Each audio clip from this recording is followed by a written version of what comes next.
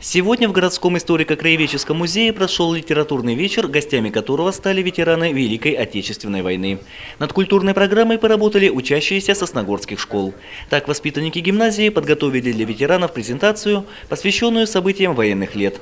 Ребята рассказали о вкладе Коми АССР в победу над фашизмом, а также об участниках Великой Отечественной, отправившихся на фронт из населенных пунктов современного Сосногорского района. Мы ходили на дом к ветеранам, спрашивали их ощущения послевоенные, чувства, которые также посещали музеи, в Усть-Ухту ходили, этот музей посещали, они нам давали информацию, которую вследствие мы потом вот как раз в этой презентации и оформили.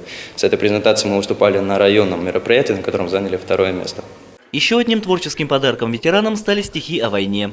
О героическом прошлом гостям вечера напомнили строки, написанные как известными поэтами, так и местными авторами. Гремит оркестр на площади районной, и радостно, и горько в этот час. В сердцах живут те 30 миллионов, которых нет сегодня среди нас. Они остались там, на поле боя, за нас геройские головы сложив, чтоб чистым было небо голубое, чтоб мирной продолжалась наша жизнь. Литературный вечер продолжился чаепитием. Во время застолья ветераны не только вспомнили свое военное прошлое, но и поделились друг с другом планами на грядущие выходные, которые будут отмечены праздничными мероприятиями, посвященными Дню Победы.